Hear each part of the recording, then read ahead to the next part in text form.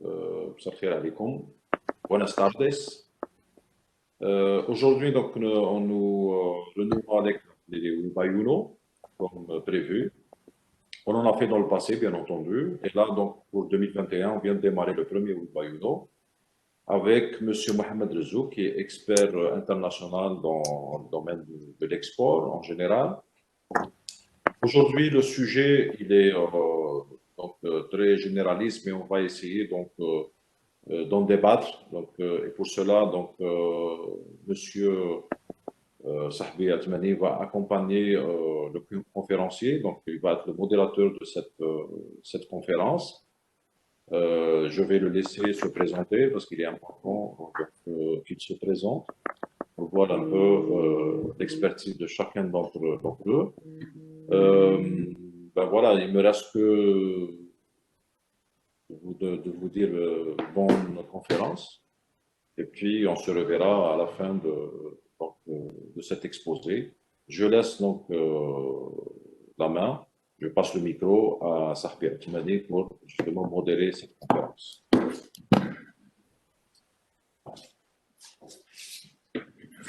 On s'est échangé les micros là, pour couper les interférences.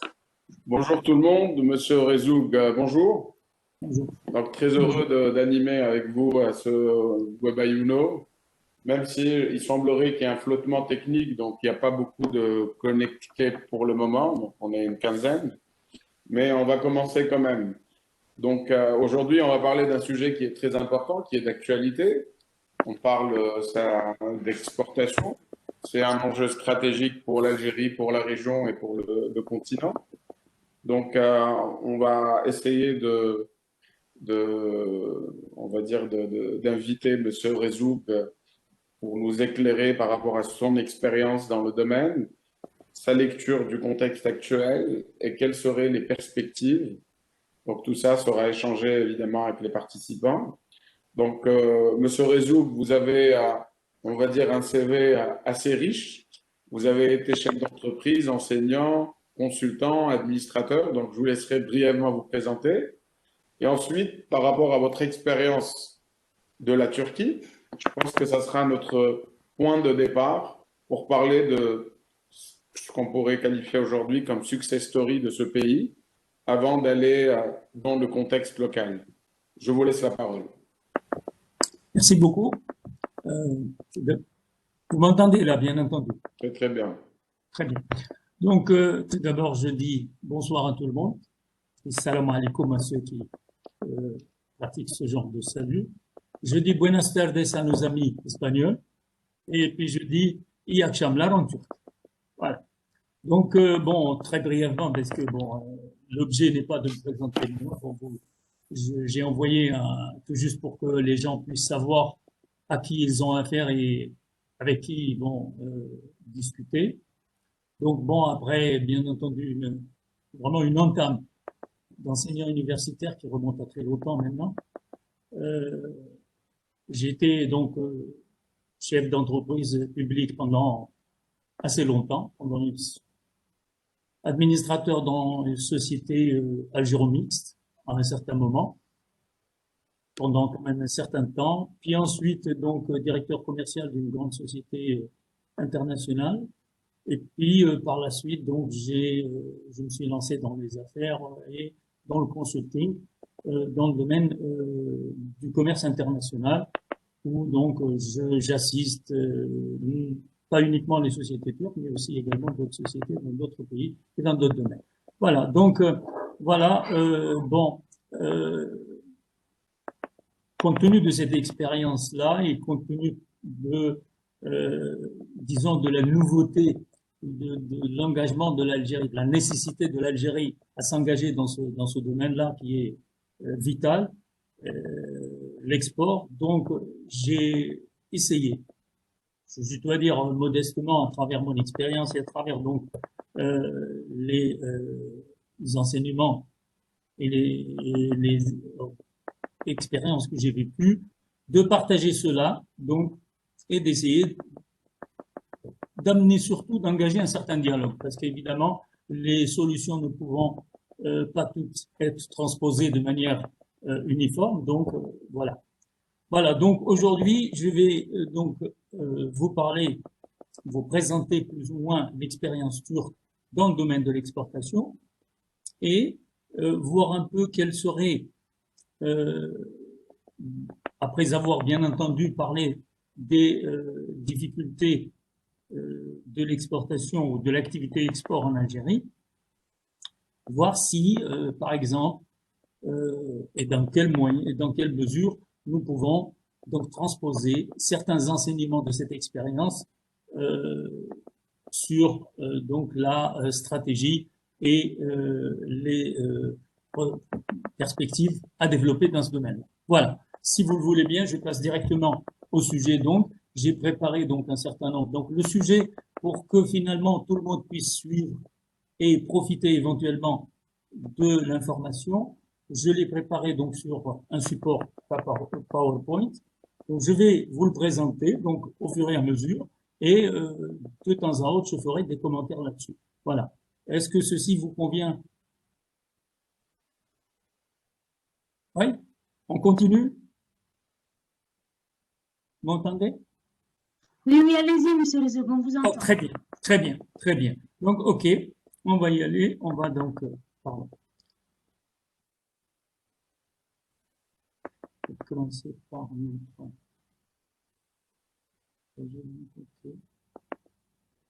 Pardon. Alors, les supports, ils sont où? Voilà, ça c'est un truc. Voilà. Donc on va partir. Voilà, donc, voilà, vous voyez, donc, voilà le titre du séminaire. Donc,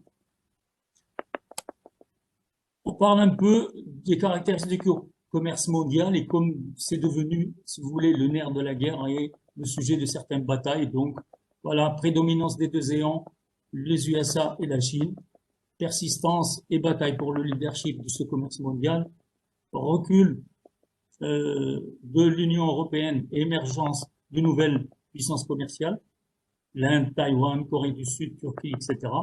Et je donne certains chiffres parce que pour qu'on puisse donner une idée de la taille des choses. Les exportations de Taïwan, par exemple, en janvier, bon, les exportations égyptiennes également, hors hydrocarbures vers les Émirats arabes, 3 milliards de dollars. Alors que nous, en Algérie, on est en train de parler donc d'un objectif annuel, toute exportation hors hydrocarbures, 5 milliards. Ça, c'est uniquement pour les Émirats arabes unis.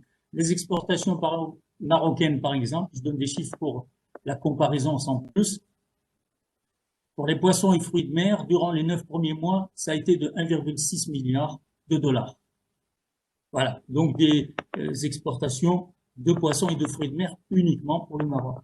Les exportations espagnoles, puisque nos amis espagnols sont là, de fruits et légumes, ils ont été de plus de 14 milliards de dollars, dont 6 milliards pardon, de légumes et fruits et 8 milliards de fruits orientés principalement vers les pays européens. Un autre chiffre, vraiment très simple, les exportations mensuelles de janvier 2021, et c'est pour ça qu'on est en train de parler de cet exemple, pour la Turquie, ils ont été de 15 milliards. Voilà. Donc, c'est-à-dire pour un peu situer le débat, sans plus. Je donne évidemment aussi des statistiques concernant le commerce extérieur africain en pourcentage pour montrer quels sont les principaux fournisseurs et les principaux clients. Vous vous en doutez, les principaux fournisseurs, bien sûr, c'est la Chine en premier, les pays européens, l'Allemagne et la France.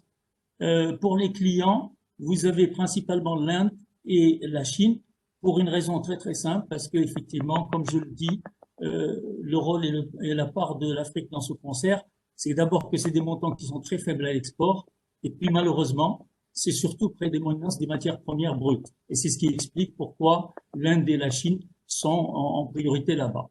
Voilà. Absence de valeur ajoutée, bien entendu, qui est transférée vers d'autres pays. Le coton, le cacao, les noix de cajou. Les noix de cajou produites disons en Côte d'Ivoire sont exportées pour 1000 dollars. Transformées au Vietnam, elles se vendent à 7 000 dollars. la tonne, bien entendu. Donc, ce qui fait que c'est une faible incidence sur le développement du continent, du fait que c'est le fruit de la rente. Donc, quand c'est le fruit de la rente, donc automatiquement, il n'y a pas, si vous voulez, au niveau de la distribution, au niveau de la répartition, il n'y a pas une certaine égalité et une certaine justice, équité. Et vous voyez, en principe, il y a une certaine analogie déjà avec notre pays. Et puis, bien entendu, sans surprise, c'est toujours la Chine et l'Inde, donc ils sont, voilà. La position de l'Algérie dans cet échiquier, ça c'est pour situer un peu tout le débat. Donc voilà, bien sûr, première chose, c'est que la balance commerciale est déficitaire depuis longtemps. Le volume des importations, il est très important. La structure des importations, c'est surtout prédominance de produits alimentaires et de produits finis, très peu de produits intermédiaires. Et la structure des importations dénote et démontre du degré d'industrialisation d'un pays. C'est-à-dire que si les produits intermédiaires sont importants, ça dénote donc un certain degré d'industrialisation. Volume des exportations, il est faible. Structure des exportations, vous le savez, tout le monde le sait, ça c'est de notoriété publique. Prédominance des hydrocarbures, faible implication du secteur économique hors hydrocarbures. On en recense, en 2020, on recensait 1500 exportateurs hors hydrocarbures. Rien que pour vous donner une idée, on va voir les chiffres suivants, mais pour vous donner une idée, les chiffres dépassent 18 000 exportateurs, rien que pour cette année, les nouveaux exportateurs sont en Turquie. Voilà. Plus de 75%, malheureusement, donc, en plus du nombre, c'est que le montant ou l'incidence de ces participants est très faible. C'est principalement ce qu'on appelle les top 5 en Algérie, vous les connaissez. Voilà. Les exportations, donc, sont destinées principalement à l'UE, Espagne, Italie, France. En Afrique, c'est très peu, et au Moyen-Orient, c'est encore plus faible. Voilà. Là, c'est les statistiques donc du commerce extérieur algérien. Donc, vous voyez l'évolution depuis 2010 jusqu'en 2019, avec bien entendu en bleu, c'est les exportations, et en rouge, c'est les importations, et le reste, c'est la balance commerciale, comment elle a évolué. Donc, le défi, bien sûr, c'est clair, et ça tout le monde le sait, c'est-à-dire ce sont des choses qui nous échappent. Vous voyez bien. Monsieur Réjou, je vous en prie. Juste par souci on va dire, d'organisation un peu et d'enchaînement de notre discussion, notre débat, j'aimerais qu'on aborde les chiffres Algérie, qu'on s'arrête un peu sur la photo de ce qui s'est passé dans le monde et spécialement pendant la crise Covid. Vous avez donné des chiffres, je vous en remercie. Quelles sont la lecture? Qu'est-ce qui s'est passé globalement? On sait que l'enjeu principal a été d'ordre logistique. Il y a eu une perturbation de tout ce qui est, on va dire, couloir logistique. Les paradigmes étaient un peu chamboulés par rapport à cette histoire de gérer à flux tendu, etc. On a vu des pays isolés pendant la crise et qui n'ont pas été capables, on va dire, de contenir le support qui était externe en termes on va dire, d'externalité pour les pays, que ce soit en biens ou en services. Donc, les choses étaient chamboulées et malgré ça, on voit des pays, je prends un peu de bassin méditerranéen comme la France, qui est considéré comme 6e exportateur mondial. Ça a baissé entre 15 et 20% le volume d'exportation pendant l'année 2020, mais toujours est-il que les échanges entre pays européens n'ont pas subi autant de perturbations, c'est-à-dire qu'il y a eu un recentrage régional autour des pays. Qu'est-ce que vous en pensez de tout ça? Ça a été préservé juste pour finir un peu cette illustration, entre la France et l'Allemagne. La France est le premier client de la France, c'est l'Allemagne, et le premier client de l'Allemagne, c'est la France. Et ça a continué pendant la crise. Quelle est votre lecture par rapport à ça? Parce qu'on parle un peu de contexte méditerranéen. Ouais, disons que le Covid, à chaque chose, malheur est bon, disent certaines personnes. Il y a un adage qui dit cela. C'est-à-dire que le Covid a engendré deux choses principales.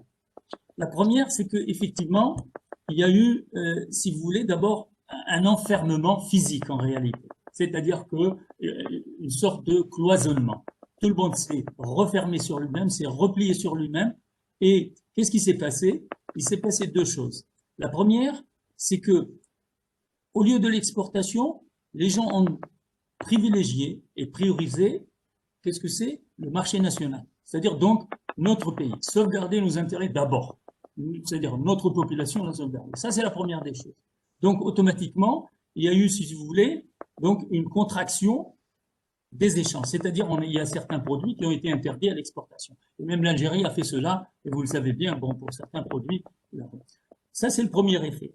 Et le deuxième effet, c'est que, justement, à cause de ce Covid-là, il y a eu donc, si vous voulez, le mouvement physique a été limité. Donc, ce qui fait que, par exemple, ça a influé sur les capacités logistiques et sur le flux de marchandises. La fluidité de la marchandise a été vraiment très, très limitée. Et on continue à vivre ceci jusqu'à aujourd'hui, c'est-à-dire trouver des conteneurs, c'est très, très difficile. Parce que pourquoi? Parce que le conteneur qui est parti dans un pays donné, compte tenu du cloisonnement et compte tenu du lockdown, etc., il n'a pas été retourné. Et donc, fatalement, qu'est-ce qui se passe? Ça a joué sur, si vous voulez, sur le coût de transport, parce qu'automatiquement, les conteneurs disponibles, donc c'est une offre et demande, ils ont été très sollicités, d'une.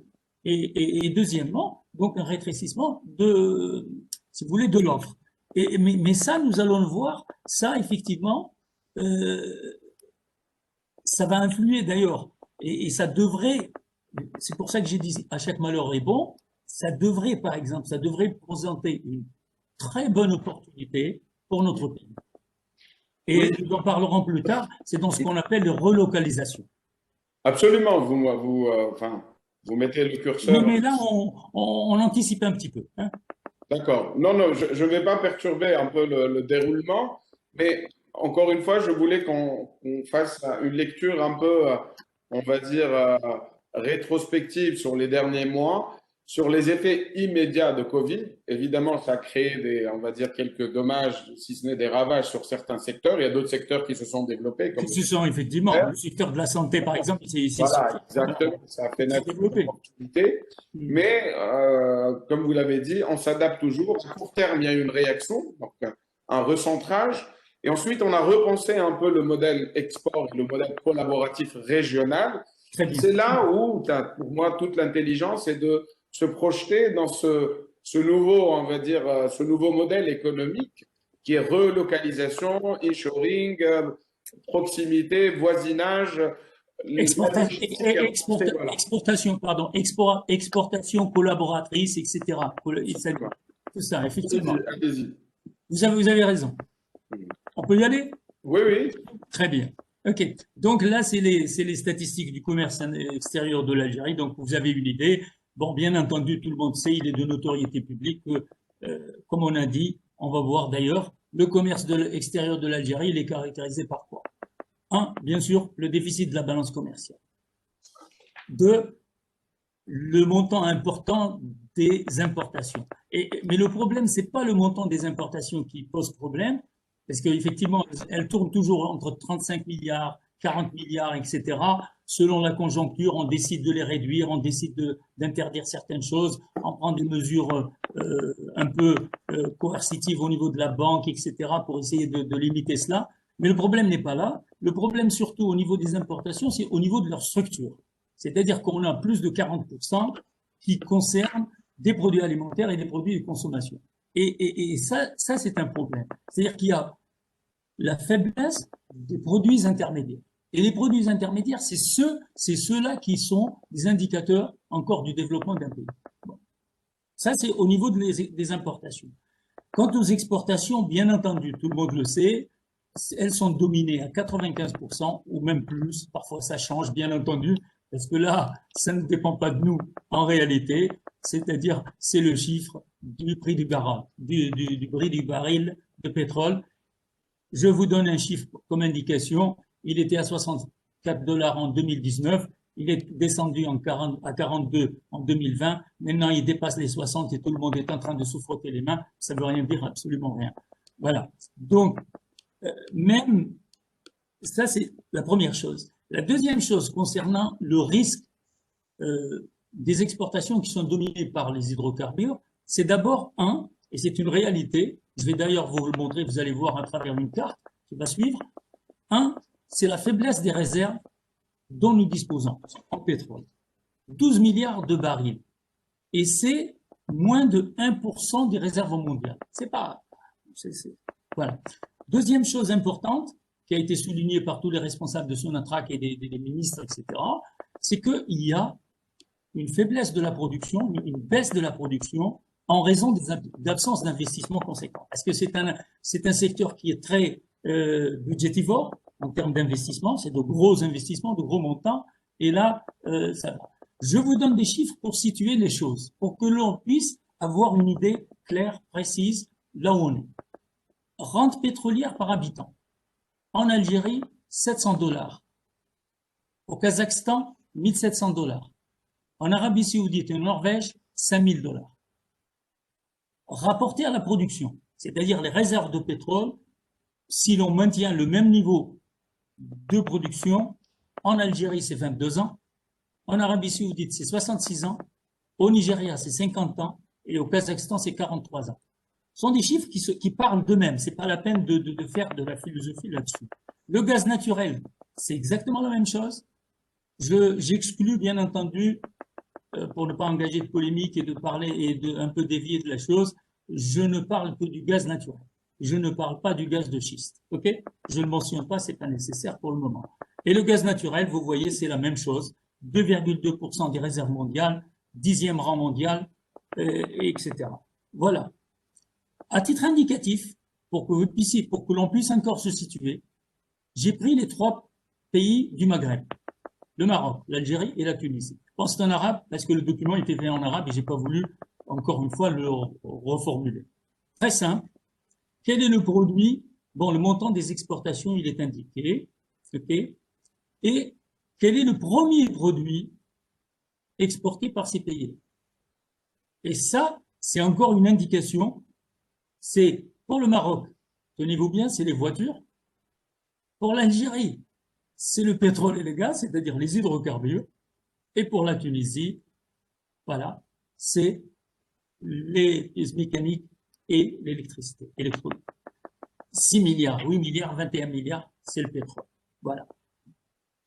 Et voilà la carte qui montre les réserves de pétrole dans le monde.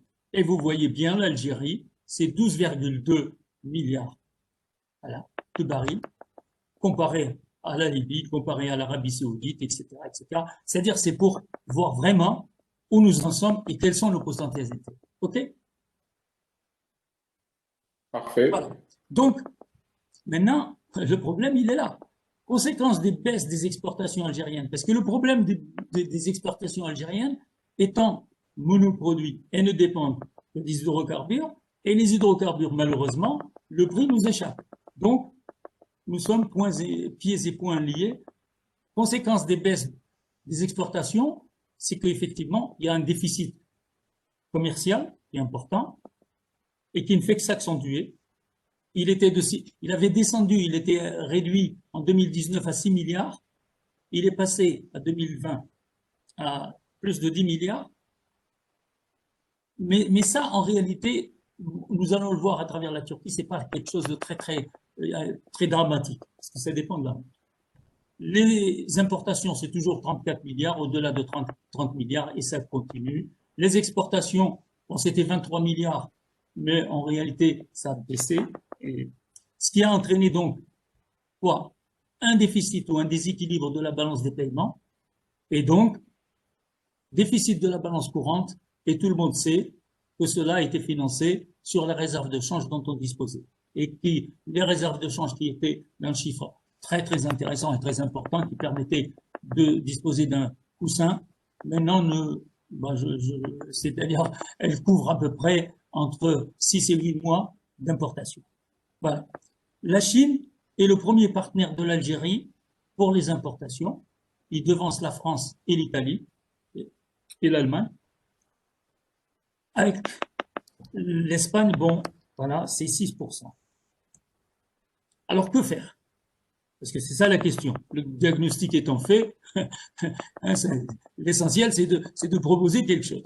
Bon, donc, bien entendu, comme notre séminaire tourne autour de l'exportation, etc., bien entendu, l'une des solutions, effectivement, c'est l'exportation. Et c'est par analogie, c'est la même chose. C'est-à-dire que si, par exemple, moi, personnellement, à titre personnel, j'ai des dépenses de 1000, eh ben, si je ne peux pas les faire, soit je m'endette, soit je trouve une autre ressource, mais il faut que je trouve quelque chose. Et donc, je trouve ce quelque chose, pas à l'intérieur de moi-même, mais dehors. Ça veut dire que c'est exactement la même chose en termes d'analogie, c'est la même chose. C'est-à-dire que je suis obligé de trouver ce besoin de financement ailleurs que chez moi. Et nous prenons donc, à partir de cela, je vais vous faire un exposé sur la Turquie, comment ça a évolué et quels sont les enseignements éventuellement à en tirer. Voilà. Moi, avant de passer à la Turquie, allez-y, je vous écoute. Monsieur Rezouk, moi, ce que je retiens de votre exposé, donc, c'est que nous sommes fortement liés, enfin, du moins la composition des exportations algériennes dépend très, très fortement du secteur des hydrocarbures. Aujourd'hui, l'export n'est pas important seulement pour équilibrer la balance commerciale, mais c'est aussi un vrai levier de croissance économique. Si on garde le zoom sur on va dire, l'économie algérienne, il y a beaucoup de filières aujourd'hui qui, à cause de la crise des 18 derniers mois, n'arrivent pas à écouler, on va dire, leur débit de marchandises, de biens et de services, donc intrinsèquement, intramuros. Et c'est là où l'export devient une nécessité, devient une solution pour désengorger ces filières qui sont parfois très excédentaires ou surcongestionnées en termes de capacité de production. Et du coup, l'export, au-delà même donc, de l'équilibre commercial, devient un enjeu de survie et de survivance pour ces entreprises. Donc le constat est fait aujourd'hui. Si on veut aller de l'avant, il faut qu'on apprenne à exporter et que la composition de nos exportations dépasse le seul périmètre des hydrocarbures dans lequel on est enclavé depuis maintenant l'indépendance. Je suis entièrement d'accord avec vous. Vous avez bien résumé la chose. C'est-à-dire que nous, depuis le temps, depuis que nous sommes majeurs et que nous arrivons à saisir un peu les termes économiques, l'Algérie est un pays pétrolier, est un pays pétrolier, est un pays pétrolier. J'ai fait exprès de montrer la carte mondiale pour montrer que finalement, d'abord, nous ne sommes pas un produit pétrolier, parce qu'avec 1%, nous ne sommes pas un produit pétrolier. Deux, c'est-à-dire que nous ne dépendons que cette rente. Et cette rente-là, elle pose deux problèmes. Un, elle n'est pas pérenne. Ça, c'est vraiment un premier problème. Et le deuxième problème qu'elle pose, il est beaucoup plus éthique et beaucoup plus macroéconomique et philosophique à la limite. Vous savez quoi? Quand on obtient une rente qui n'est pas le fruit d'une production, sa répartition ne peut pas être équitable. Absolument. Parce que personne n'est responsable de ça.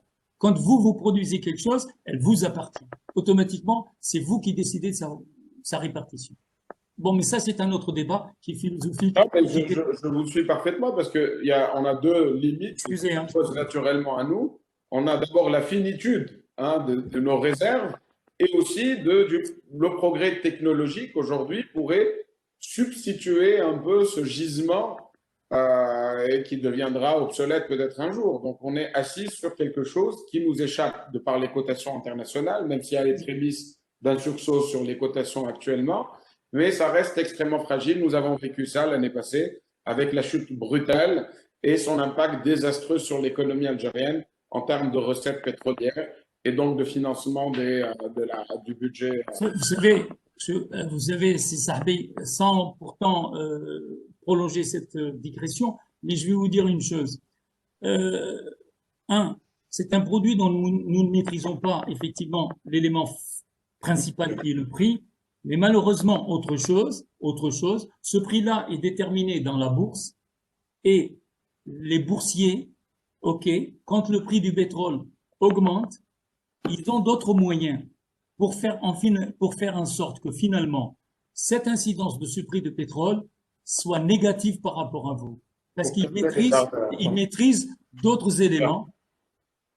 Très bien. On passe à autre. Maintenant, tu nous as mis dans la photo, on a redimensionné un peu ce slogan, nous sommes d'un pays pétrolier, nous sommes forts. C'est bien d'avoir du pétrole, mais le pétrole a ses limites et aujourd'hui, on doit sortir de ces sentiers battus, repenser notre modèle économique. Et donc, le modèle turc est une success story.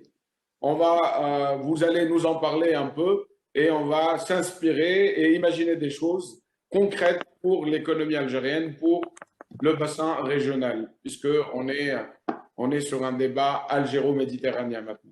Très bien, d'accord. Alors, je vous présente d'abord la Turquie, parce que pour que vous puissiez vous situer. Bon, d'abord la Turquie, bon, après je vous les informations qu'il faut, mais la Turquie, d'abord, bon, c'est un pays qui a plusieurs mers. Vous avez la mer Noire, vous avez bien entendu la mer de Marmara qui est là, à côté d'Istanbul, vous avez la mer Égée, vous avez la mer Méditerranée. Ils ont les fleuves, voilà, on va passer donc là. La capitale, bien entendu, c'est Ankara. La superficie, c'est 780 000, c'est-à-dire c'est le tiers de l'Algérie, avec donc la grosse partie située en Asie et à peine 3% qui est située en Europe. C'est même à Istanbul, une très petite partie d'Istanbul est dans la partie européenne. Et bon, voilà, elle est donc baignée par la mer Noire, etc., la mer Égée, la mer Marmara et tout ce qui s'ensuit. Population de 83 000 habitants, un PIB, bon, ce sont des statistiques, bon, certaines remontent à 2020, certaines à 2019, mais c'est pas grave, c'est tout juste pour avoir un ordre de grandeur. Hein, on n'est pas là pour analyser les statistiques, c'est tout juste pour nous situer. Le taux de croissance, bon, il était négatif en 2020, un taux de chômage relativement important, une inflation très faible pour le moment. Alors, disons que je vais retracer de manière historique 1, 2 et 3 étapes historiques dans l'évolution économique de la Turquie. Donc, 1980-2012. En 1980, tous les clignotants économiques étaient au rouge. Parce qu'à l'époque, c'était un pays qui était, économiquement, il était administrativement, c'est-à-dire tout était centralisé au niveau de l'État. Et figurez-vous qu'à l'époque, en 1980, il y avait une analogie avec l'Algérie, détenir des devises était interdit. Pour l'anecdote. Donc, voilà. Et le taux d'inflation était de 84%, ce qui est énorme. Un homme providentiel est venu en Turquie, Turgut Özal, qui est devenu par la suite président de la République. Il a décidé de la libéralisation de l'économie. Et donc, il a engagé une stratégie complètement différente, axée surtout sur l'exportation. Vous avez donc, en 96, il y a eu donc l'entrée dans l'union douanière avec l'UE pour les produits industriels. Et qu'est-ce que ça a eu comme effet? C'est-à-dire que le pays s'est adapté aux normes de production occidentales. Ils n'ont jamais été, et ils ne risquent pas d'être admis dans l'Union européenne, mais les avantages qu'ils ont tirés de cette demande d'adhésion sont immenses en termes d'organisation, en termes de développement, en termes de liberté, etc., etc. Et en 2001, il y a eu une crise. C'était cyclique en général en Turquie. À chaque fois, il y a eu une crise à peu près. Là, il y a eu en 2001 une très grosse crise. Et c'est là où il y avait, là, c'était en Turquie, on était facilement millionnaire parce qu'on avait des millions. L'unité turque, c'était des millions. C'est-à-dire $1 faisait 3 millions. Donc, bon, ils ont enlevé les 6 zéros. Donc, c'est devenu, pour les 5 zéros, c'est devenu plus acceptable. Et en 2002, on a eu donc l'élection du parti islamiste, l'AKP. Et lui, bon, il a engendré beaucoup de choses. Pour votre information, voilà, donc l'évolution, pour avoir une idée, l'évolution des exportations de 2001 à 2019. Alors, regardez s'il vous plaît, parce que c'est très, très significatif. Qu'est-ce qui s'est passé? Regardez. En 2001, ils étaient à 31 milliards, pardon. Nous sommes en 2019 à 171 milliards. Et cette année, ça aurait, en 2020, ça devait tourner aux alentours, malgré le Covid, ça tournait à peu près aux alentours du même chiffre, c'est-à-dire 160 000. Ils ont pour objectif 2021 d'atteindre 200 milliards de dollars. Voilà. Donc, regardez, en l'espace de une vingtaine d'années, on est passé de 30 à 160, à 180, disons, c'est-à-dire 6 fois plus. Donc, pour avoir une idée de la performance. Et vous avez ici c'est-à-dire les parts. Comme ça, j'enlève ça parce que pour que je puisse voir moi aussi. Les exportations par pays important. Et donc, vous voyez, bien entendu, le premier partenaire, c'est l'Allemagne. Vous avez la Grande-Bretagne, l'Italie, etc., etc. Voilà. Donc, une structure de leurs exportations. Et alors, ce tableau-là, il est très, très intéressant parce que ça, c'est par nature de produit. Et vous voyez que, alors que en 1990, la Turquie était surtout connue pour l'exportation de produits alimentaires, en 2020, la plus grosse exportation, c'est en véhicules, c'est-à-dire tout le secteur automobile. 25,6 milliards de dollars d'exportation.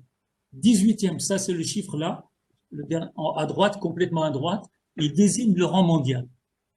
Donc, ils sont 18e exportateurs de véhicules automobiles sans avoir, parce que c'est très très important, sans avoir de marque de production propre à eux. Parce qu'il n'y a pas de marque turque propre.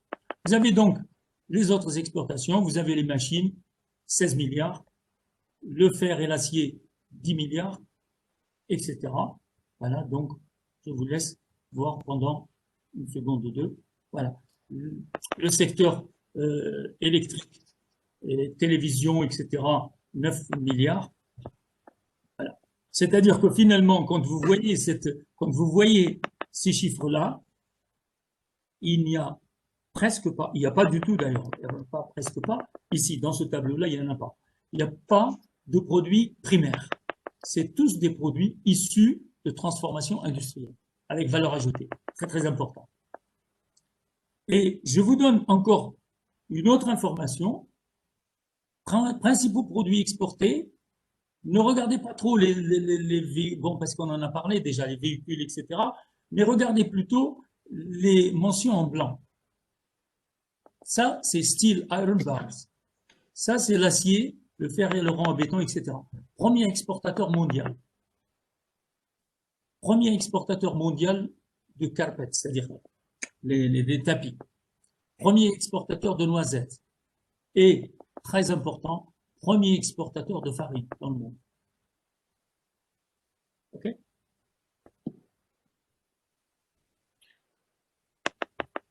Donc, pour voir un peu comment l'évolution a été faite. Tout ça, c'était en une dizaine d'années, quoi. Exactement, exactement. Alors, bon, pour retracer un peu comment ça s'est évolué, en 1980, je dis, et la Turquie était moins ouverte que la Chine. Et c'est vrai, c'était un pays rural, vraiment rural.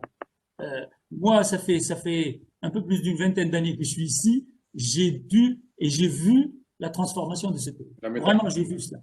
J'ai vu cela. Et croyez-moi, ça a été exponentiel.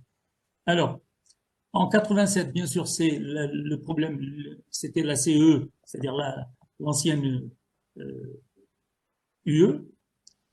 Qu'est-ce qu'il y a eu? Il y a eu donc l'incidence, c'est encore une fois, c'est la diversification des exportations, et donc ils sont partis de l'habillement, etc., à la construction automobile, dominée par des joint ventures.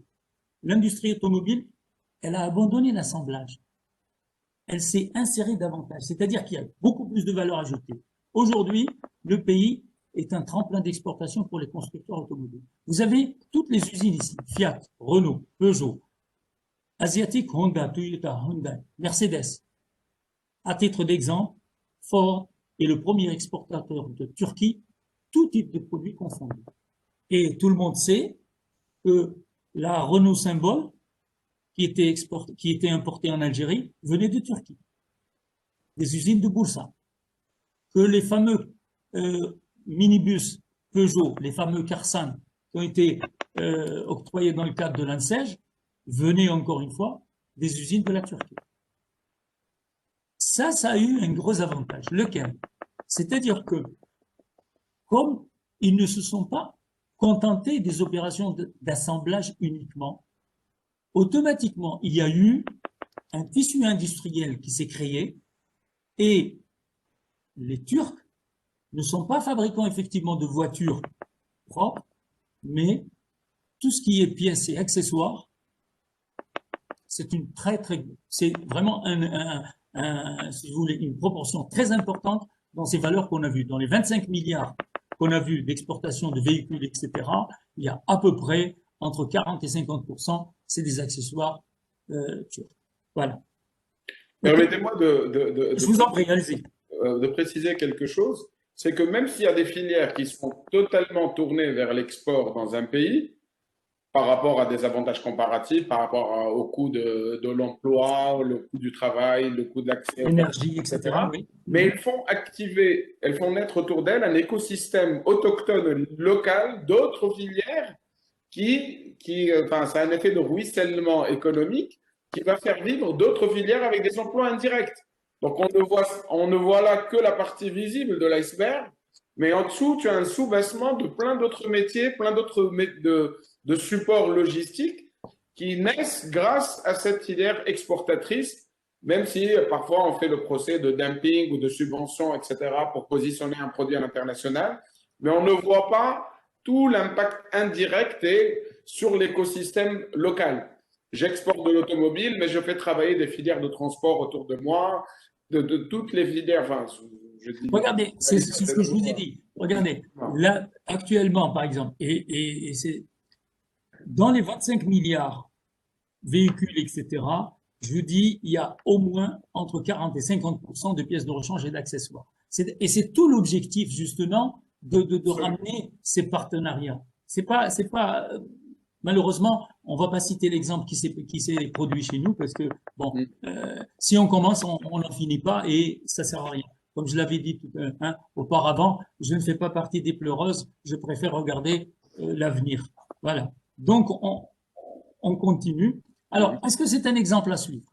Ben, je réponds bien entendu, c'est que, bon, d'abord, c'est le 5e pays exportateur vers l'Union européenne et principalement de machines, matériel de transport et produits manufacturés.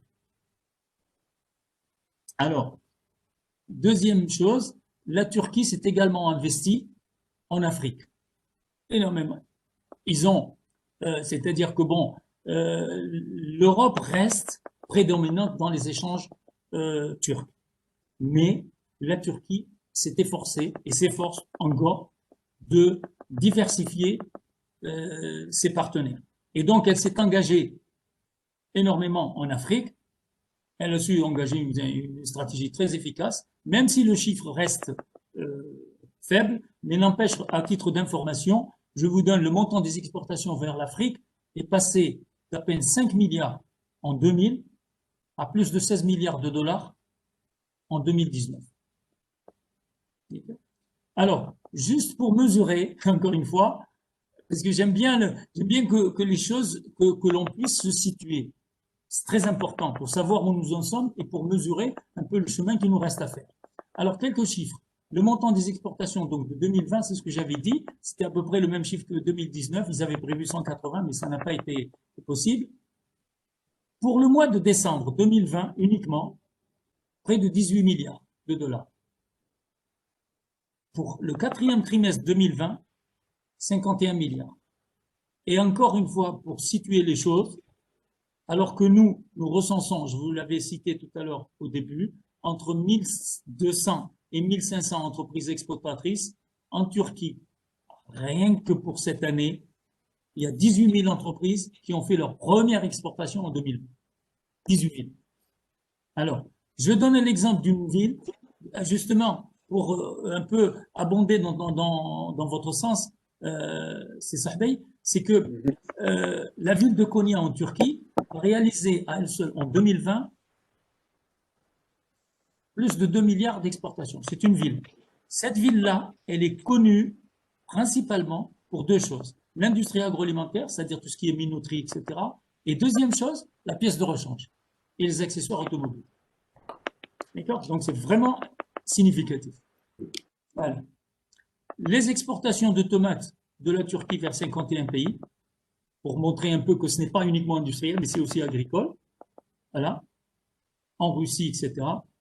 Et un produit qui est très prisé en Algérie, ça c'est pour l'anecdote et pour un peu les abricots secs, qui sont exportés vers 100 pays et pour un montant de 266 millions de dollars. 100 pays. Voilà. C'est-à-dire, c'est pour montrer un peu l'étendue et l'influence de la Turquie. Voilà. Alors, les atouts. Quels sont les atouts de la Turquie? Parce que ça peut aussi, c'est très important et ça nous renseigne sur plein de choses. Premièrement, une politique au service de l'export. Une politique au service de l'export. Le président en personne s'y rend fréquemment. Le président de Turquie, à chaque fois, il est parti en Afrique, peut-être une dizaine de fois. À chaque fois quand il part, il prend un avion présidentiel avec une centaine ou 200 hommes d'affaires qui l'accompagnent.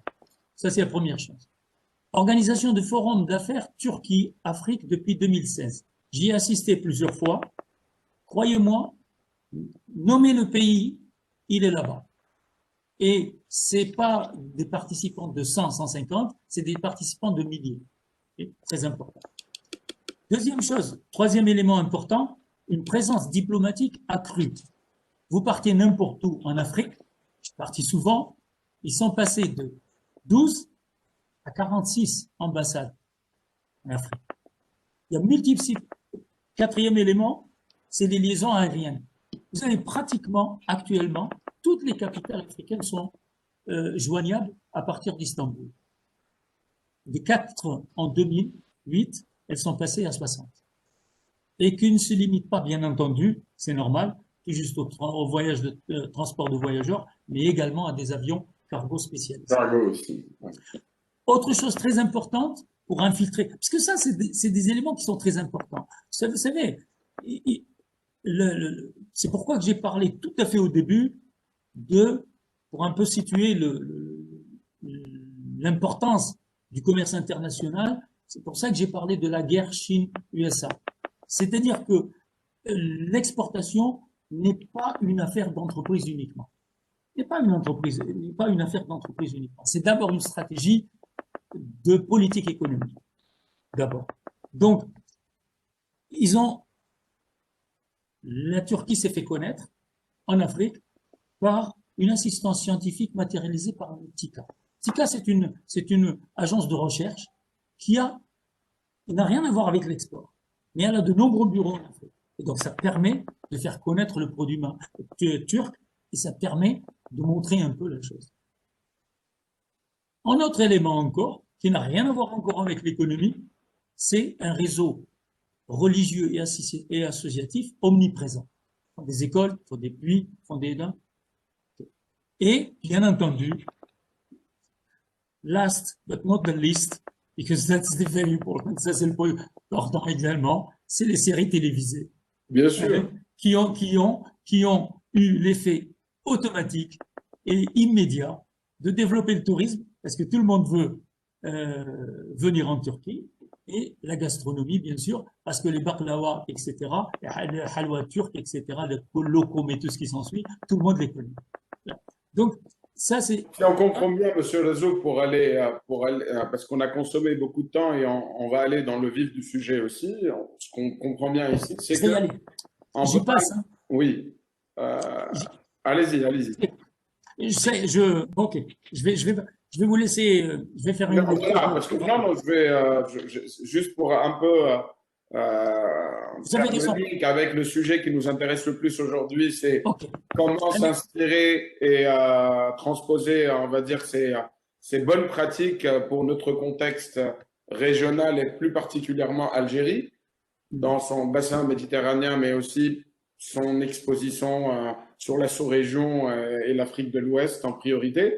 Donc aujourd'hui, on a besoin d'une vision, on a besoin d'une implication au plus haut niveau, d'une politique économique qui est tournée vers l'export, et tout s'articule derrière. Et vous avez cité des exemples très illustratifs, comme le marketing du pays, l'image du pays à travers, on va dire, une présence autre qui n'est pas que économique, c'est-à-dire une connexion. D'abord, c'est la compagnie, je pense, qui fait le plus de desserts sur l'Afrique, hein, considère l'Afrique comme un enjeu stratégique en termes d'export pour la Turquie. Et donc, aujourd'hui, toutes ces bonnes pratiques, tout est contextuel pour moi dans tout, hein, mais par rapport à notre contexte local, comment on peut s'en inspirer? Qu'est-ce qu'on pourrait, on va dire, impulser aujourd'hui en Algérie en s'inspirant de ça, mais aussi en innovant en termes de démarche et en termes de vision aussi, hein. Il faut, dire en anglais, think global and act local. Donc, voilà, comment on peut nous-mêmes, par ce prisme-là, qui est très, très intéressant, comment on peut adapter ou personnaliser ou customiser notre propre démarche? Ok. Vous savez, j'invite nos participants, si vous avez des questions, vous pouvez les mettre sur le chat. Moi, je me ferai le plaisir de les poser à M. Rezoub. Allez. D'accord. Ok. Donc, bon, donc premièrement, c'était le système donc, économique. Ensuite, un écosystème favorable, des produits phares à l'export, les principaux clients, bon, on y passe. Conclusion, voilà. Donc, conclusion, c'est pour venir un peu à votre... J'aurais dû patienter quelques secondes, alors. Pardon? J'aurais dû patienter quelques secondes. Non. Il n'y a aucun problème, vous êtes le modérateur. Et donc, on se plie à la discipline, il n'y a pas de problème. Non, je vous laisse à l'aise, allez-y. Voilà, merci beaucoup. Donc, conclusion, ben voilà, je cite ces exemples-là parce que c'est très important. La Turquie, l'Espagne et la Hollande sont des pays où nous pouvons nous inspirer. Pourquoi j'ai mis l'Espagne et la Hollande? C'est pas fortuit, c'est vraiment, c'est bien, voilà. La Turquie, comme j'ai dit, parce que, bon, c'est-à-dire que ces exportations et tout ce qu'on vient de voir, on peut citer aussi l'agressivité et la faculté d'adaptation et la compétitivité des entreprises turques. C'est-à-dire que les entreprises turques ne reculent devant rien, elles partent.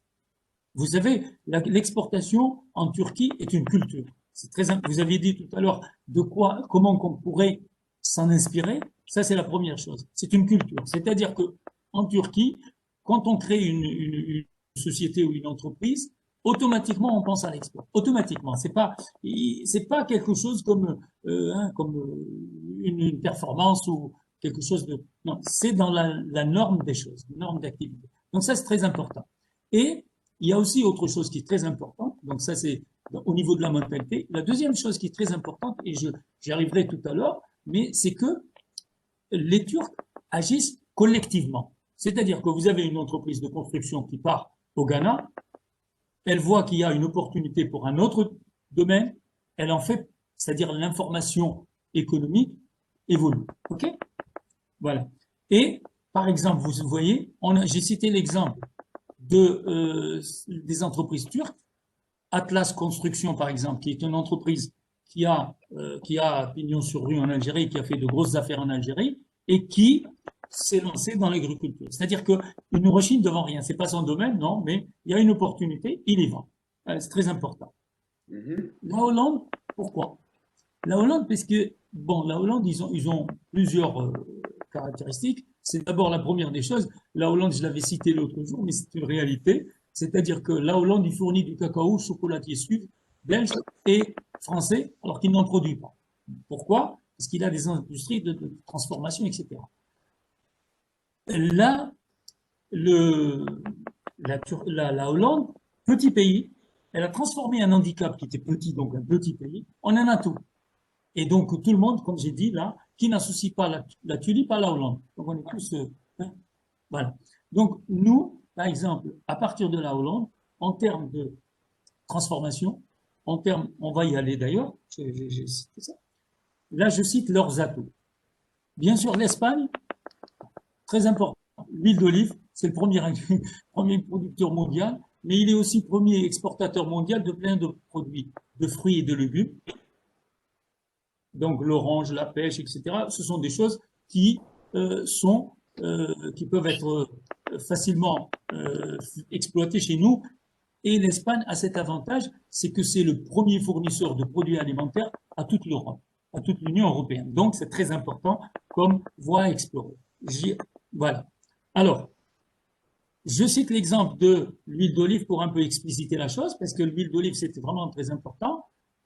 Voilà. La Chine, l'Italie.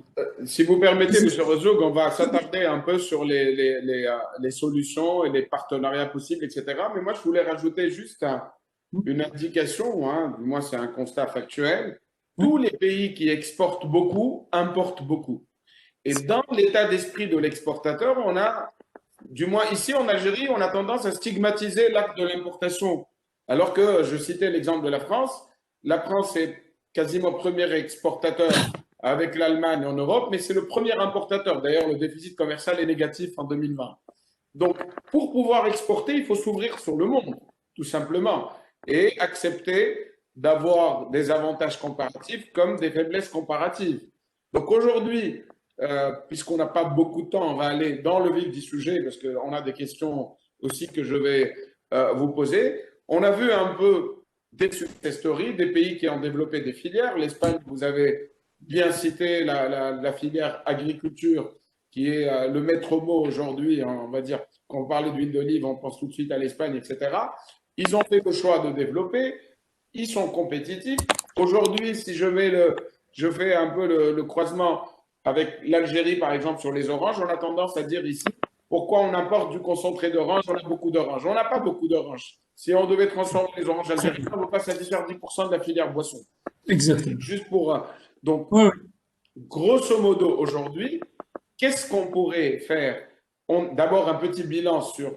Vous avez donné des chiffres tout à l'heure sur les exportations algériennes.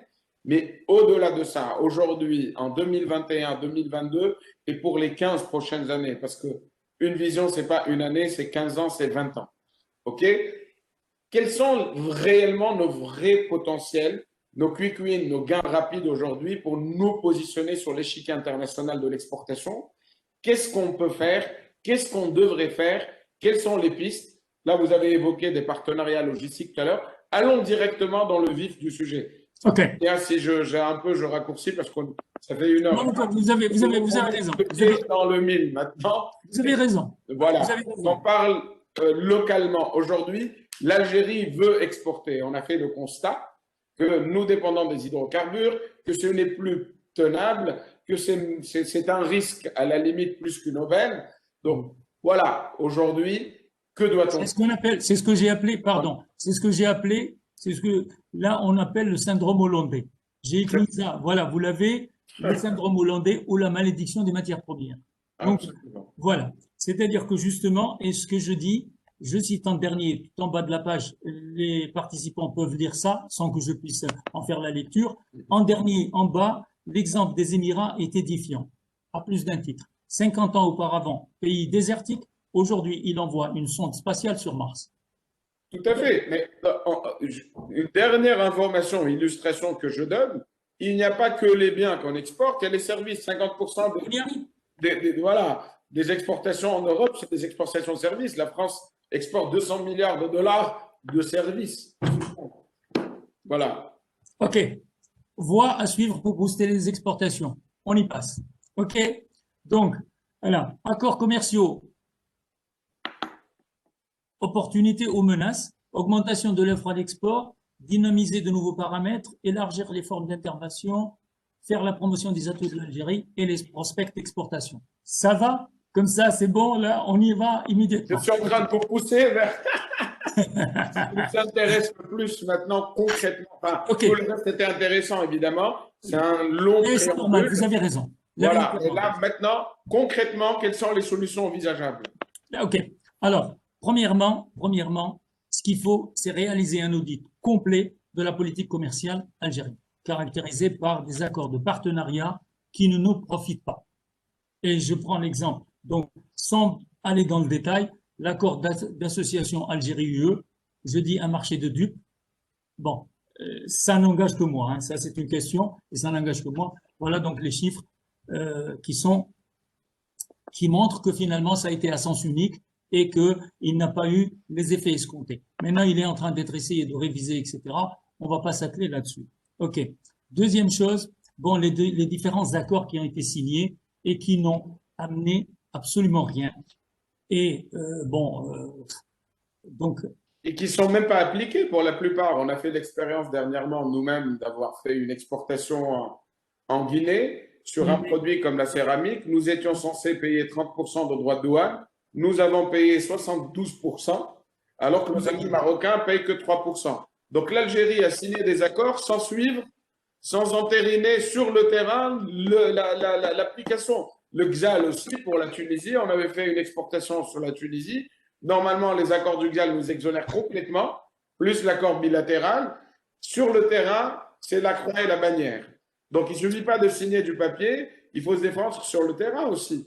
C'est ce que je vous disais tout à l'heure, c'est-à-dire que l'exportation n'est pas une affaire d'entreprise uniquement. Tout à fait. Pas une affaire. Regardez, j'ai sillonné une grosse partie de l'Afrique avec mes amis turcs. Quand on arrive, automatiquement, vous êtes accueilli à l'aéroport par le représentant commercial qui vous donne toutes les informations que vous voulez, qui vous accompagne, qui vous guide, etc. Les nôtres, quand ils vous voient, point de suspension. OK? Donc, la ZLECAf, c'est la même chose. Bon, en principe, c'est 2021, opportunité ou menace. L'autre jour, vous savez, j'ai entendu Dangote. Dangote, qui est un grand homme d'affaires nigérian et qui est très connu. Il a dit une chose, mais vraiment un truc. Première fortune. Et ben, vous savez, il parlait des visas. Lui, homme d'affaires qui était connu mondialement, qui a des usines un peu partout, eh bien, on lui exige le visa d'entrée dans certains pays africains. Et pour l'anecdote, il avait même un passeport de l'Union africaine. Et bien, même sur le passeport de l'Union africaine, il lui a apposé le visa. Bon. Mais ça, c'est une question de... Bon. Donc, le problème qui va se poser sur la ZLECAf, si jamais elle voit le jour, c'est surtout les règles d'origine. Parce que ça, c'est une menace réelle. C'est une menace réelle parce que les Chinois sont en train de s'installer, les Indiens sont en train de s'installer, et à partir de quel taux d'intégration on va juger que c'est africain ou pas, ça c'est un gros problème. Donc ça, c'est vraiment très très important pour bénéficier des avantages fiscaux et parafiscaux. Bon, on va pas s'atteler là-dessus, mais c'est une opportunité. Donc, parce que actuellement, c'est le taux de croissance le plus élevé, c'est en Afrique, les besoins les plus élevés, c'est en Afrique, mais c'est un marché qui n'est pas facile, qui n'est pas acquis et qui est très, très, très difficile. Bon. Mais il faut oser. Il manque de tout, mais il faut oser. Rien n'est facile de toutes les façons dans la vie, mais là, bon. Qu'est-ce que j'ai eu? Ah, voilà. Donc, deuxième chose, réaliser une étude SWOT, c'est-à-dire force, faiblesse et opportunité ou menace, pour déterminer le potentiel d'exportation. Je vais détailler tout ça, hein, c'est pas un problème. Voilà. Donc, les solutions pratiques. Encourager les IDE. Je ne vais pas, vous m'excuser, tous les participants, je vais vous demander de m'excuser, je ne vais pas parler des lacunes et des problèmes qui gravitent autour de l'environnement parce qu'on s'en sortira pas. Et ça, en principe, tout le monde les connaît. On va essayer d'être un peu positif et de proposer certaines choses. Encourager les IDE, c'est une voie pour booster les opérations. Et pourquoi? L'exemple du rang à béton ou l'exemple du ciment sont des exemples édifiants. Le rang à béton, l'Algérie a été pendant longtemps un pays importateur de rang à béton. Maintenant, grâce au partenariat qui a été fait avec les Turcs, avec Tosyale, nous sommes exportateurs de rang à béton. Le ciment, c'est la même chose. Grâce aux investissements qui ont été faits, et donc à certains Algériens aussi qui ont rejoint le peloton, nous exportons du ciment. Alors qu'autrefois, nous en étions importateurs. Le sucre, c'est la même chose. Je donne un autre exemple. Avez-vous pensé aux pâtes alimentaires? Premier producteur, l'Italie en exporte 60%.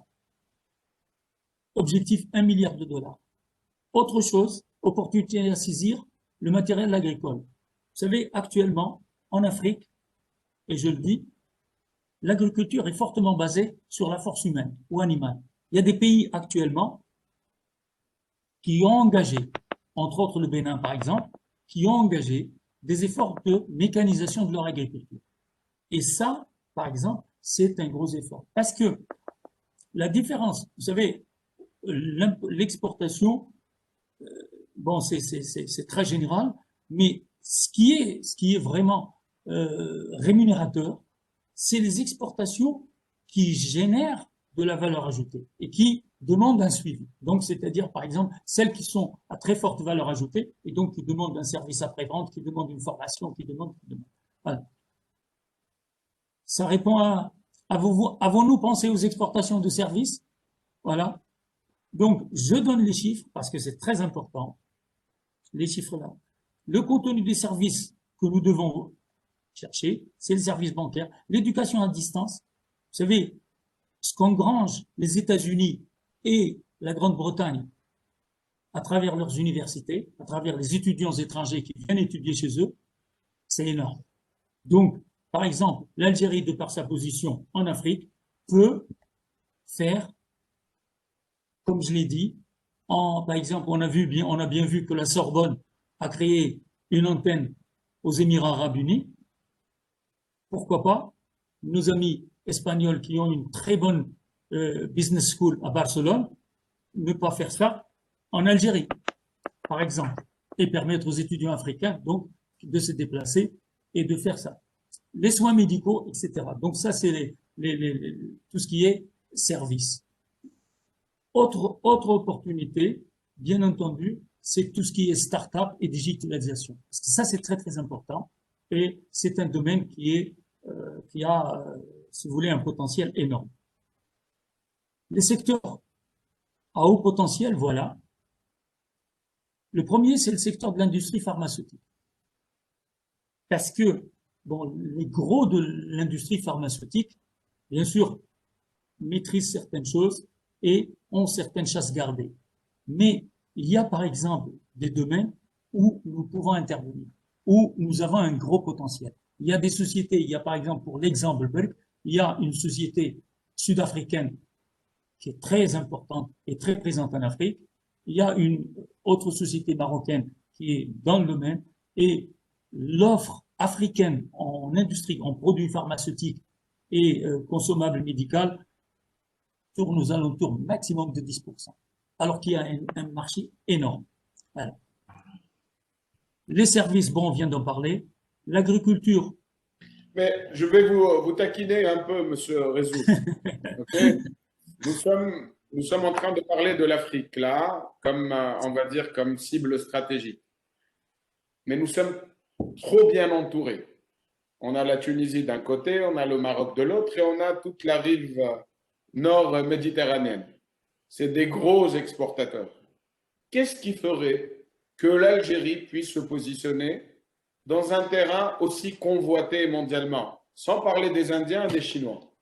Parler de pharmaceutique, c'est les Indiens, tout à l'heure, la mécanisation du Bénin, c'est un pays que je connais bien, les Indiens, c'est eux-mêmes qui ont fourni les usines de montage, etc. Aujourd'hui, c'est vrai que dans une lecture classique, on définit des excédents, des filières excédentaires, on essaye de nous positionner, d'acquérir des avantages comparatifs, parfois même supportés par l'État. Enfin, j'ai parlé tout à l'heure de dumping, subvention, mais c'est des actes malheureusement aujourd'hui qui sont très courants. Mais au-delà de ça, quels sont les boosters, les modèles économiques qui nous permettent de concrétiser un peu ces potentiels excédentaires pour aller sur ces terrains qui sont hyper concurrentiels et hyper convoités aujourd'hui? Si aujourd'hui je veux exporter du service, les Français veulent exporter, les Espagnols veulent exporter, les Tunisiens, les Marocains, qu'est-ce qu'on devrait, quelle est la posture, quelle est la manière de faire qui pourrait nous permettre d'être, on va dire, efficace dans notre démarche export? C'est sur ça que j'ai envie de vous taquiner un peu. Au-delà des produits et des services, des biens et des services, quels sont les modèles économiques? Vous parlez de méthodologie. Voilà. Vous parlez de méthodologie. De stratégie. Je vais vous répondre. Je vais vous répondre. Regardez, puisque je connais relativement bien l'Afrique et je connais relativement bien l'Europe. Quand on me parle d'exportation et qu'on me dit « ouais, l'Afrique, ils nous attendent, etc., etc. », bon, ça, c'est des clichés qui sont surannés. C'est-à-dire que c'est des clichés, parce qu'on pense toujours que l'Africain, mazal, il baisse le panier, etc. Alors que c'est pas du tout ça. Vous connaissez l'Afrique et vous l'avez certainement, vous avez dû le constater. Ce qu'il faut faire, c'est-à-dire maintenant, pour parler concrètement et sortir un peu, on délaisse un peu notre sujet, puisque de toutes les façons, c'est dans le sens du sujet. C'est vraiment la question est très, très importante. Et je vous remercie de l'avoir posé, parce que ça nous laisse nous concentrer sur ça, sur des points qui sont très, très pertinents. Et quand vous voulez faire quelque chose, vous allez engager une action quelconque, qu'est-ce que vous faites? Vous faites d'abord, bon, je vais reprendre un cliché, mais c'est une réalité, vous faites l'analyse de vos forces et de vos faiblesses. De quoi je dispose pour faire ça et qu'est-ce qui me manque pour faire ça? Ok? Bon, nous, en Algérie, nous avons des avantages comparatifs par rapport à beaucoup de gens. Le premier, c'est que nous sommes, en haut de l'Afrique et en bas de l'Europe.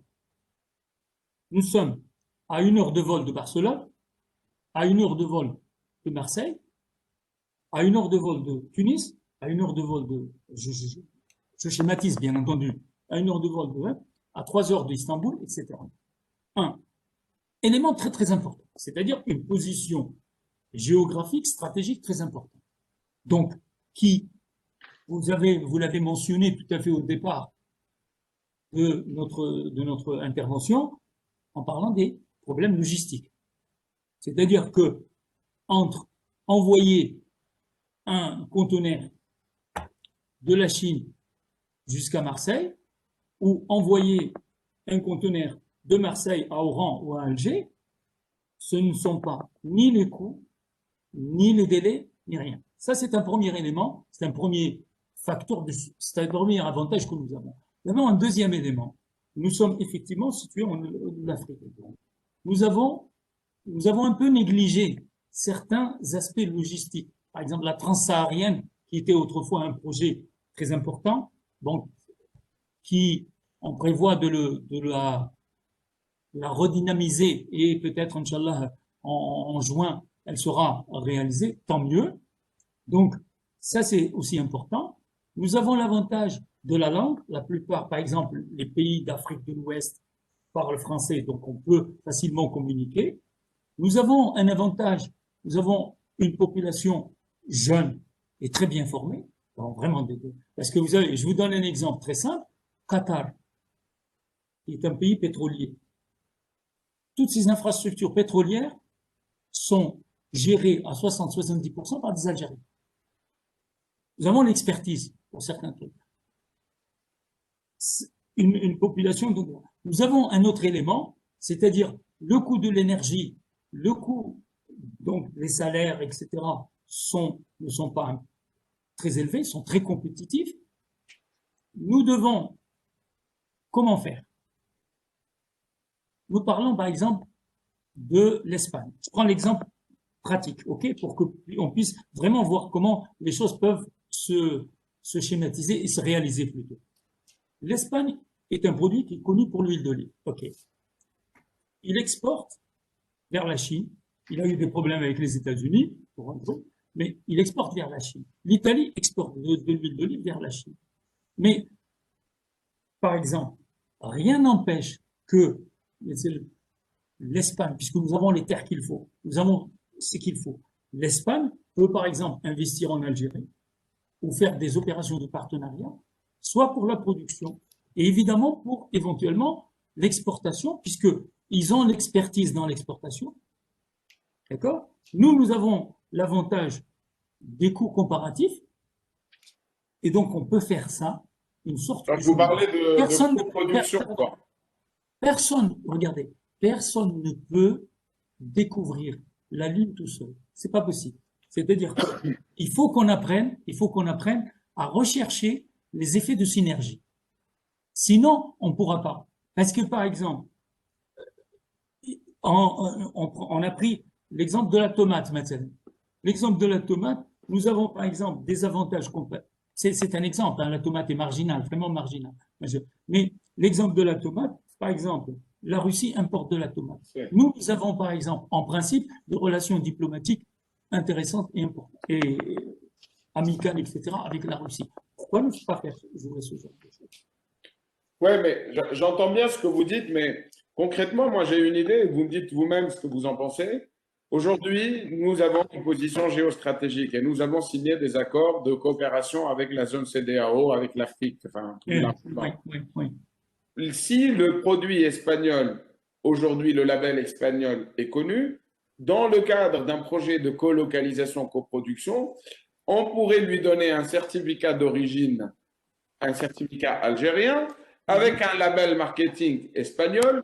Donc, on pourrait avoir une semi-ouvraison en Algérie pour exporter ensemble à partir de l'Algérie. Je prends aussi l'exemple de nos voisins tunisiens. Au lieu de passer nous-mêmes, être, on va dire, traînés sur les lignes, les lignes de transport via Al Jazeera, via Malte ou transborder en Europe, pourquoi ne pas faire des alliances logistiques stratégiques avec le port d'Alger ou le port de Radès à Tunis sur des routes sécurisées, sur des corridors logistiques et avoir des lignes groupées directes sur l'Afrique? Ça, c'est des modèles de collaboratifs dans le sens de l'exportation qui sont décomplexés du fait que le produit soit complètement produit en Algérie ou partiellement. C'est-à-dire que des alliances industrielles partielles pour cibler communément ensemble des marchés nouveaux. Les Espagnols seraient parfaitement intéressés par les exonérations données aux produits algériens dans les zones africaines ou dans la zone, pourquoi pas, régionale, hein, Maghreb. Donc, c'est ça les modèles et les nouveaux paradigmes pour moi en termes de modèles économiques qu'il faudrait qu'on imagine aujourd'hui, qui bien sûr seront assis sur des filières stratégiques ou des avantages comparatifs. Aujourd'hui, je considère que la dévaluation du dinar est une opportunité en soi. Contextuellement, il faudrait en profiter, etc. Mais pour moi, le curseur doit être mis aujourd'hui sur les alliances stratégiques pour exporter ensemble, que ce soit en Afrique ou dans la zone du Maghreb ou carrément en Europe, hein, pourquoi pas. Si aujourd'hui le coût du travail est très très compétitif en Algérie, pourquoi l'Algérie ne se propose pas comme plateforme de sous-traitance pour l'industrie automobile européenne? Pourquoi aller en Turquie? Bien sûr, venez en Algérie, voilà. Ouais.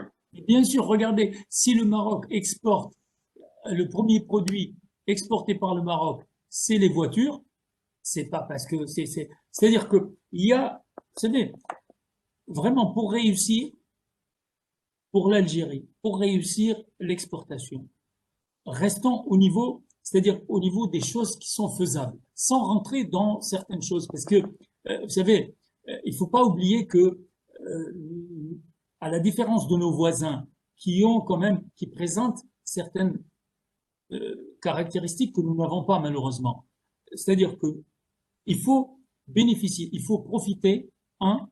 Vous l'aviez dit tout à fait au début, cette pandémie du Covid a un effet très intéressant et dont on devrait tirer avantage. C'est justement les problèmes d'approvisionnement et les problèmes de coût. Donc, la délocalisation est un avantage. Ça, c'est un premier avantage. Mais il faut faire un effort de marketing très important. Un effort de marketing très important pour présenter le produit algérien et pour, surtout, parce que vous savez, l'investisseur, à la différence, parce que nous, en Algérie, nous avions eu, jusqu'à aujourd'hui, c'est en train de changer, tant mieux, mais nous avions eu, jusqu'à aujourd'hui, la mentalité d'importateur. C'est-à-dire que moi, je vais en tant qu'acheteur, donc, évidemment, je suis courtisé par le fournisseur. Et donc, il faut qu'on change de mentalité et qu'on pense que finalement, en tant qu'exportateur, nous ne sommes pas dans la position de donneur, nous sommes dans la position de preneur. Et quand on est dans la position de preneur, il faut que celui qui est en face de nous, il faut qu'on l'intéresse. Il faut qu'il sente qu'il y ait une attractivité quelque part. Et Bon, ok, regardez, c'est très simple. On a changé les 51-49. Le poids de la bureaucratie en Algérie est un poids qui est étouffant. Mais les délocalisations, on en parle. Ok, c'est nécessaire. La logistique, par exemple, ce que vous avez dit, les couloirs logistiques, bien entendu, les effets de synergie doivent être cherchés partout. Et puis, effectivement, la diaspora. J'ai parlé de la diaspora. Parce que la diaspora, nous avons des Algériens un peu partout. Nous avons des Algériens, c'est-à-dire qui sont... C'est l'un des meilleurs représentants. Enfin, il y a la représentation diplomatique, il y a la diaspora aussi. Exact. Il y a la diaspora. Nous avons la représentation. Nous avons également ce que nous devons faire, par exemple. L'exportation, il ne faut pas penser, et ce que je dis, il ne faut pas penser que l'exportation est une affaire de grosses entreprises. L'exportation peut être une exportation collaborative. C'est-à-dire, par exemple, les entreprises, privilégier ce qu'on appelle le coworking. Par exemple, on loue un bureau ou une structure quelque part et un ensemble d'entreprises partagent le même endroit, partagent les mêmes informations et réduisent donc le même coût. Ça, ce sont des choses, vous savez, c'est ça. C'est-à-dire que une fois, bon, c'est-à-dire qu'il faut que l'on change de mentalité. Il faut vraiment que l'on change. Il faut que l'on apprenne à travailler ensemble. Ça, c'est très important. Non, mais quand vous dites diaspora, vous évoquez, moi, ça me permet d'aller sur une question qui est posée par M. Omar Brahmila, de l'ouverture à travers le monde, et ça commence par notre représentation diplomatique diaspora, mais aussi nos règles de change aussi. Aujourd'hui, je suis un industriel et je veux investir à l'étranger. Je veux une extension de mon activité à l'étranger. On est sclérosé un peu par une réglementation qui est très rigide. Donc, notre ami nous pose la question, la réglementation d'échange au service de l'exportation, qu'est-ce que vous en dites? Donc, comment elle pourrait, et aussi, enfin, je fais deux questions en une, le transport aérien, comment il peut être au service aussi de l'export? Regardez, c'est ce qu'on a dit tout à l'heure, on l'a abordé. Là, il y a deux gros problèmes qui sont différents l'un de l'autre. Le premier problème du transport aérien, c'est un problème logistique. Et tout le monde sait qu'en Algérie, l'offre logistique, elle est quasi nulle. Or, autrefois, nous avions des sociétés de transit, de logistique. Maintenant, on n'en a pas. Donc, maintenant, quand vous, en tant que personne, pour vous déplacer, en tant que personne, je ne parle pas en tant que pour le cargo, etc. En tant que personne, pour aller en Afrique, vous êtes obligé de transiter soit par Istanbul, soit par Paris, soit par Genève, soit par Hambourg. C'est-à-dire que ça, c'est un premier élément. Pour développer l'exportation, il faut qu'il y ait des mesures d'accompagnement de l'écosystème. L'écosystème, il faut qu'il change. Ça, c'est très important. Donc, en termes de logistique, c'est très important. En termes de législation d'échange, l'exportateur en Algérie, il est vu et regardé. C'est pas possible. On ne peut pas criminaliser un truc pareil. On ne peut pas. C'est-à-dire que si vous n'arrivez pas, pourtant il y a l'Algex ou la Cagex, la caisse d'assurance, elle existe. Et pourtant, si vous n'arrivez pas à rapatrier les fonds, c'est vous qui êtes responsable. C'est-à-dire que ça, c'est les mécanismes. Parce que vous savez pourquoi? Parce que pour faire quelque chose et pour avancer, il faut qu'il y ait une vue d'ensemble. Il faut qu'il y ait une vue d'ensemble et on ne peut pas faire du replâtrage. Vous savez, le patchwork n'a jamais fait un tapis. Le patchwork ne fait jamais un tapis. Il fait un truc sur lequel vous pouvez asseoir, mais ce n'est pas un tapis. C'est la même chose. C'est-à-dire que nous devons réfléchir à une stratégie cohérente. Ça veut dire que, qu'est-ce qu'il doit faire? Ceci, cela. Et chaque... Absolument. Donc, il n'y a pas une formule magique. Il y a beaucoup d'actions qui doivent se combiner pour nourrir une politique, un état d'esprit, une posture et un engagement à tous les niveaux, en commençant par le gouvernement jusqu'à arriver à l'opérateur économique, les organismes de soutien, les représentations diplomatiques, les corporations industrielles ou de services, les groupements économiques. Donc, c'est un pipe qui doit absorber toutes les énergies et qui doit être pensé à long terme, en fait. Excusez-moi, Monsieur Rezouk, on me fait signe qu'on a dépassé très largement, le temps. très intéressant avec vous, le temps requis. Je pense qu'on a traité toutes les questions. Moi, j'ai fait exprès de les poser indirectement, donc on a traité toutes les questions qui étaient posées. En tout cas, c'était très, très intéressant. On vous en remercie. Je laisserai peut-être un petit mot au président qui est à côté de moi pour clôturer. Merci à tous. Merci, c'est Sahabé. C'est moi qui vous remercie. Merci beaucoup, Monsieur Rezouk, et je remercie tous les participants. Donc, ça a été fort intéressant cette intervention. On aura retenu du moins que exporter, ça n'est pas juste une affaire d'entreprise ou microéconomique, sinon c'est une affaire aussi de politique économique d'État. Donc, ça joue aussi dans la sphère de la macroéconomie. On aura aussi retenu, très important, et d'ailleurs certains d'entre nous ont été surpris que l'Algérie ne fait plus de poids dans son exportation des hydrocarbures. Et puis voilà, donc là, je crois que la messe est dite, hein, donc nous devrions retrousser les manches pour pouvoir exporter comme tout le monde le fait. Voilà. Donc, je suis très content, merci beaucoup. Et à un prochain Webayuno, Inch'Allah. Merci à tout le monde, au revoir et bonne soirée. Si vous permettez, je prends 2 secondes pour vous dire d'abord merci de m'avoir invité et j'espère que ça a été utile et que les participants ont apprécié cette intervention. Et nous sommes et resterons toujours au service de notre pays. S'il y a quelque chose à faire, ça sera avec grand, grand plaisir